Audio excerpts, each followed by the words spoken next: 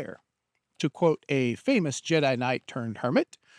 And welcome back to the Myth and Presence channel, home of Nemesis Gear, Steampunked Out, and of course, Nox Hollow. And we are once again in the Nox Hollow workshop doing a special edition Bocote wand.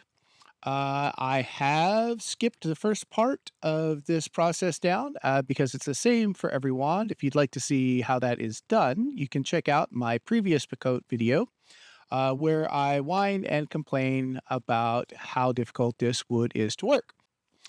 But anyways, we're going to zoom through some shaping here. We'll get our basic shape of the wand. And of course, for the special edition, I always do a little bit more than just a basic shape. Um, but I would be remiss if I didn't complain a little bit about the difficulties of this wood. The first problem, which I'm no stranger to, it's a pretty dense wood that has its pluses and minuses. The plus side is it does polish up quite nicely. So I do get a really nice finish with this all the way up to a 2000 grit, no problem. And it gets a nice, very smooth, plasticky finish.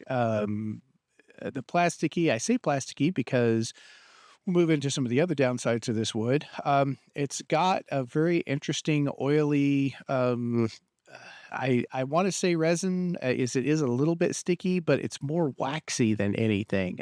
So it does stick to the tools, makes it very difficult to work with. And it gums up sandpaper like it's just the worst. One of the other problems, as you can see here, is it doesn't friction burn for squat.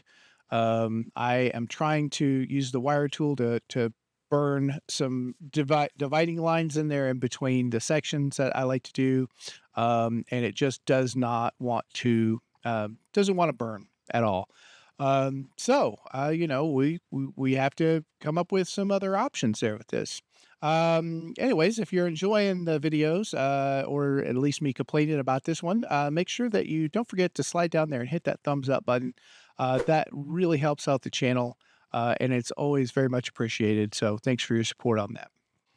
Now I pulled this out of the chuck and I'm kind of working, the blade of the wand on this again. I'm putting a part of as much of the taper on there as I can ahead of time because I want to do, I'm going to do some carving on this and I need to mark out the spirals. So I wanted this as centered as possible. So I did, work the shaft the blade of the wand down to a little bit of a taper to get it as centered as possible first, before I went to the belt sander to sand this, put the final taper on there. It just helps me keep it a little bit more centered. And then I've just got it kind of chucked back up here, not like firmly. It's easier to, first of all, I'm marking out my lines on here. And this is just a tool that I've made, if you've seen in my other videos. It sits on my rest and it's divided up into 1/4-inch sections. So I'm going to grid this out with my indexing wheel and get a grid on it. And then we're going to draw some spirals on here. And then we're going to be doing some wood carving. And the indexing wheel is just a guide to help get that grid on there. So at this point, I'm just using it to put the evenly spaced horizontal lines all the way down. And so now I have a grid. And as you can see on the blade of that wand, the vertical lines, or the ones that go around the circumference of the blade, they start narrow and then they increase every so often. They'll increase up by 1/4 inch or so.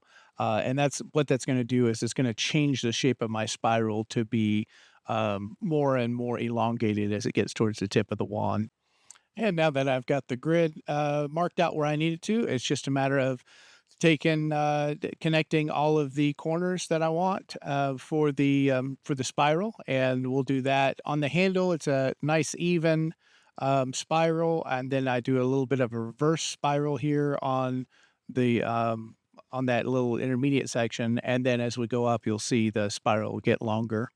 And as you can see, I did go back and just make those lines a little bit easier to see with just a black marker on the blade there, especially as it transitions for that spiral gets looser and looser and goes more horizontal as it gets towards the tip there. It's just easier to have that. And I've got one on either side of that blade. So there's two of them, I believe, that wrap around each other. So And then we'll move into using the power carver on this. And I'm just using a Kutzall bit.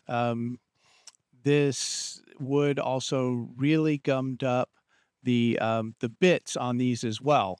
So I had to constantly stop and clean the bits out, just like the dealing with the sandpaper. So but, as I said before, one of the, one of the other problems with, Bocote is the color change is just not really an option. It doesn't ebonize, it burns very poorly, doesn't, I could probably use the pyrography tool on this a little bit, but it just seemed to be not the greatest, as far as color change goes, so we're gonna go with texture.